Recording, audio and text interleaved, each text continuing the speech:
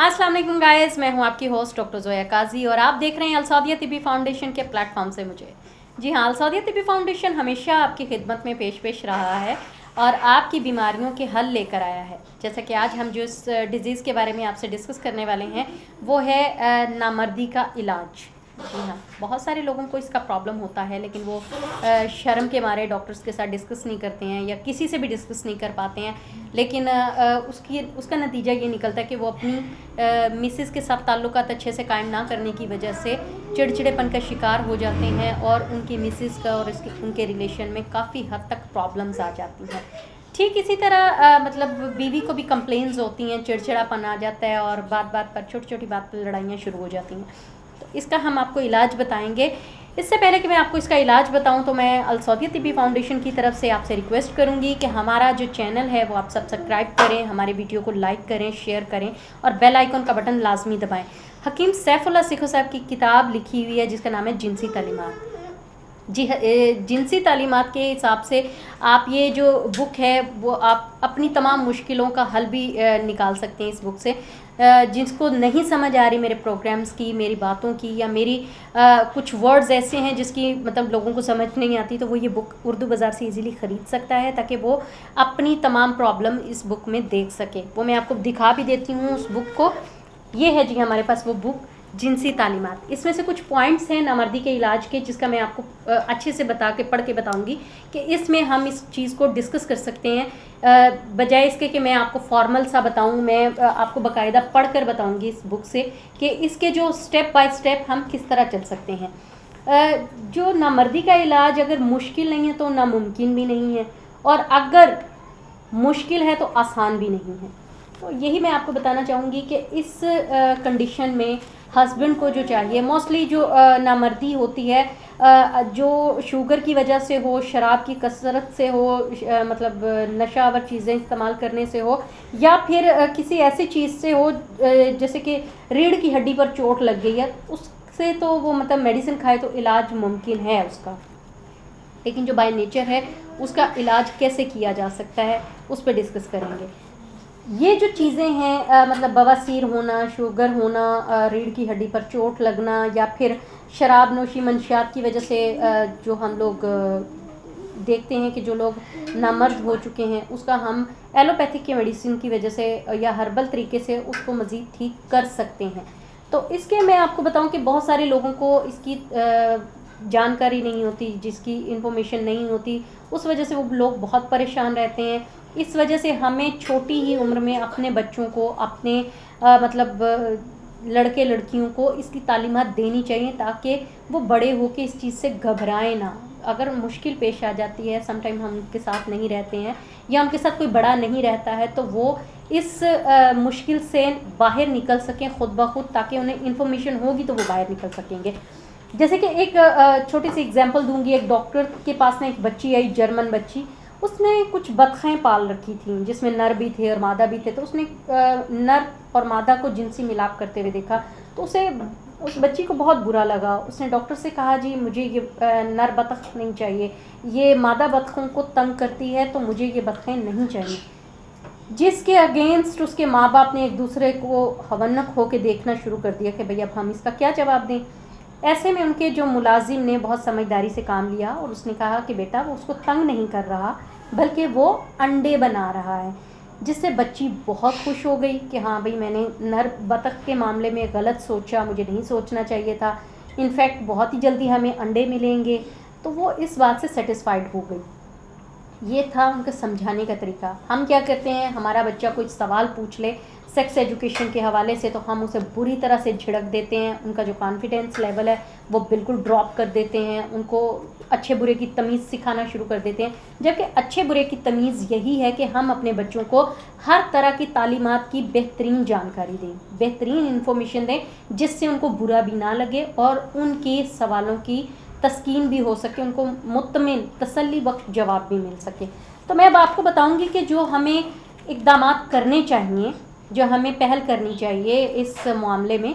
तो उसका पहला कदम ये है कि शौहर अगर किसी भी वजह से नाकामी का मुंह देखता है और खौफ और शर्मिंदगी से इसकी रही सही कुव्वत भी ख़त्म हो जाती है, तो ऐसे में क्या होता है कि जो उसकी लाइफ पार्टनर है वो उसके साथ ठीक तरीके से बिहेव नहीं करती है, जबकि ये नहीं होना चाहिए। उसकी लाइफ पार्टनर को उसके साथ बैठकर डिस्कस करना चाहिए, उससे पूछना चाहिए उसको क्या प्रॉब्लम है। अगर वो अपना लाइफ पार्टनर के साथ डिस्कशन करती है तो जो शौहर है उसको अपनी इंटरनली कंडीशन बताने में कोई झिझक महसूस नहीं होती, बल्कि राहत महसूस होती है कि उसको सुनने वाला कोई है, उसकी प्रॉब्लम को डिस्कस करने वाला कोई है।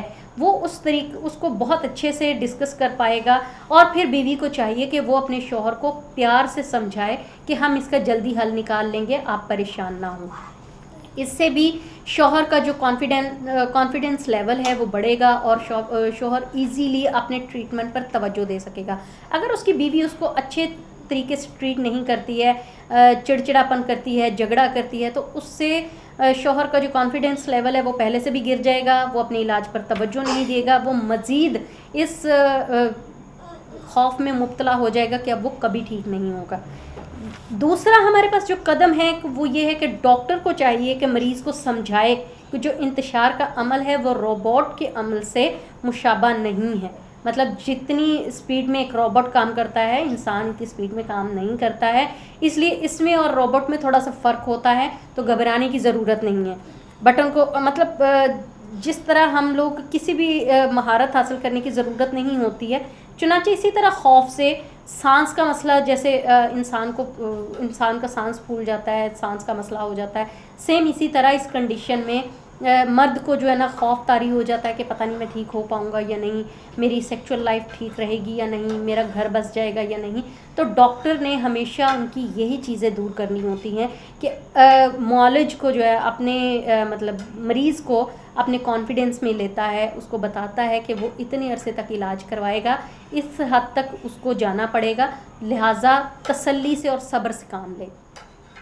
इसका जो तीसरा तरीका होता है वो ये होता है, तीसरा जी हाँ, बाज़ औक़ात मियाँ बीवी दोनों ही इस तरीके से लाइल्म होते हैं, दोनों को पता नहीं होता कि हम क्या करें, इसलिए बात बात पर वो झगड़ा करते हैं, बात बात पर एक दूसरे को ब्लेम करते हैं, बात बात पर एक दूसरे के साथ छोटी छोटी बात पर खुफ्तगी का इजहार ज़ाहिर करते हैं कि शौहर को ये मसला है, शौहर को ये मसला है, शौहर को सरत इंजाल का मसला है जिसकी वजह से उसको पे नामर्दी आ गई है।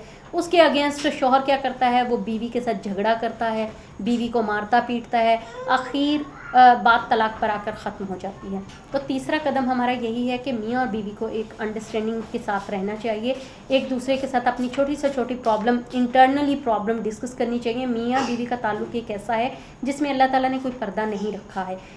हमें चाहिए कि एक दूसरे को अच्छे से ट्रीट करें, मतलब मियाँ बीवी को चाहिए कि एक दूसरे के साथ हर प्रॉब्लम शेयर करें, हर प्रॉब्लम का हल निकालने की कोशिश करें और अपने आप को खुली किताब की तरह एक दूसरे के सामने रख दें ताकि अपनी बीमारियों का हल कर सकें। इससे ये होगा कि आप मेंटली रिलैक्स होंगे तो आपके जो मसल्स हैं वो रिलैक्स रहेंगे, मसल्स रिलैक्स होने की वजह से आपके जो वेन्स हैं वो रिलैक्स रहेंगी और आप बेहतर सोच सकेंगे, बेहतर अपनी बॉडी को एक्सरसाइज पोजीशन में लेके आ सकेंगे और अपनी जो सेक्सुअली एक्टिविटीज़ हैं, जो आपकी सेक्सुअली पावर्स हैं उस पर फोकस कर सकेंगे कि आप उसको किस तरीके से ठीक कर सकते हैं।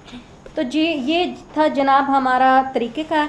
इसके लिए हम एक छोटी सी एक्सरसाइज भी आपको बताएंगे, विजाइनल एंड उज़्वे ख़ास की जो एक्सरसाइज होती है वो भी आपको बता देंगे। वो बहुत कम लोगों को पता होता है, उससे आपकी इंटरनली प्रॉब्लम जैसे कि नामर्दी हो गई, सर्द मोहरी हो गई, ये ख़त्म हो जाती हैं। उज़्वे तनासल की जो एक्सरसाइज होती है, जब आप वॉशरूम करने जाते हैं तो यूरिन करते हुए उसे जो जेंट्स को चाहिए कि यूरिन करते वक्त उसकी स्पीड बहुत तेज़ रखें, उसकी मतलब ये देखें कि वो कितना फ़ासला यूरिन तय करता है और रोज़ बरोज़ उस फासले को थोड़ा बढ़ाने की कोशिश करें, क्योंकि जब फासला बढ़ाएंगे उससे ये आपकी पट्ठों को एक फोर्स मिलती है, एक खिंचाव मिलता है, एक तनाव मिलता है, जिससे आपके जो मसल्स हैं वो खुल जाते हैं।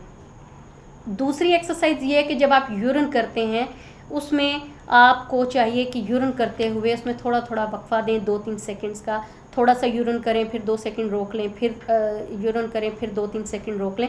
इस तरह 3 से 4 पार्ट्स में इसको आप कर सकते हैं। इसकी जो दूसरी एक्सरसाइज है वो ये है कि जब आप स्टूल पास करते हैं, मतलब खाना करते हैं, तब तक यूरिन नहीं कर सकते। आप यूरिन को रोक लें।